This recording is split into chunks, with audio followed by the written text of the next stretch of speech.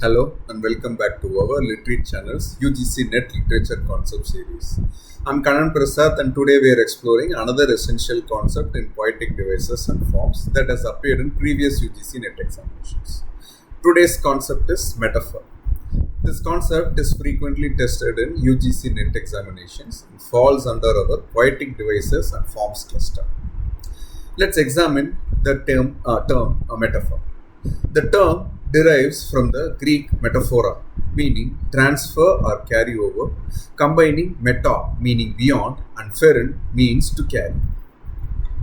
Metaphor is among the oldest and most fundamental of all literary devices, appearing in the earliest recorded literatures across all cultures and continuing as a central element in contemporary writing. While metaphorical language has existed since the dawn of human communication, the formal study of metaphor began with Aristotle's Poetics, where he defined it as the application of a word that belongs to another thing.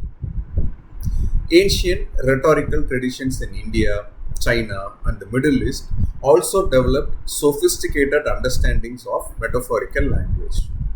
The term entered English in the late 15th century from Latin and French, though metaphorical usage long predates the technical terminology.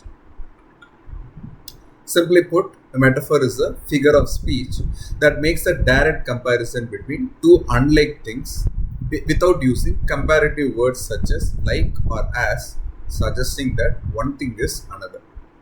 Key features of metaphor include direct equation or identification of two different things, absence of comparative terms like as, then, etc. that would make it a simile, creates new meaning through unexpected associations, may be extended throughout a work or appear as a brief comparison, consists of tenor and vehicle, can be categorized as conventional or dead or creative, meaning novel. For UGC NET, remember that metaphor differs from simile in directness. Metaphor says A is B, while simile says A is like B, and both are distinct from metonymy, which involves association rather than comparison. Let's explore how metaphors function across different literary traditions. Adrian Ritz's line, "The grammar turned and attacked me," from Our Whole Life, exemplifies metaphor by directly equating grammar with an aggressive entity capable of physical attack. This transforms an abstract concept into something concrete and threatening, conveying the speaker's struggle with language and expression. William Shakespeare's works abound with memorable metaphors. In As You Like It, Jack declares, "All the world's a stage, all the men and women merely players." This extended metaphor, which is also called a conceit, structures his entire speech comparing human life to theatrical performance. Emily Dickinson's "Hope is the thing with feathers that perches in the soul" identifies hope directly with the bird, allowing her to explore its qualities through avian imagery throughout the poem. This demonstrates how metaphor can sustain and develop meaning across a complete work. In Sylvia Plath's Lady Lazarus, the speaker declares, "I am your opus, I am your valuable," metaphorically positioning herself as an art object created by others, revealing her sense of being objectified and manipulated. Non-Western traditions employ metaphor distinctively. In the Chinese poetic tradition, Li Bai writes, "Thoughts are 1,000 miles away," metaphorically equating distance with emotional separation. Japanese haiku frequently employs metaphorical juxtapositions, as in Basso's Frog poem, where the sound of water becomes a metaphor for spiritual enlightenment.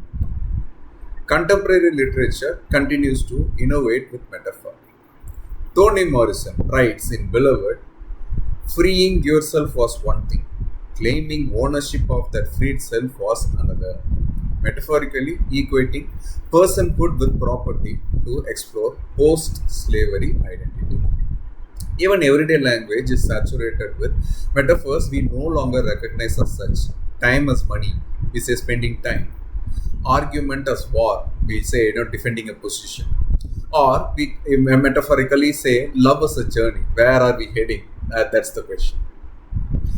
Cognitive linguists George Lakoff and Mark Johnson argue these conceptual metaphors structure our fundamental thinking.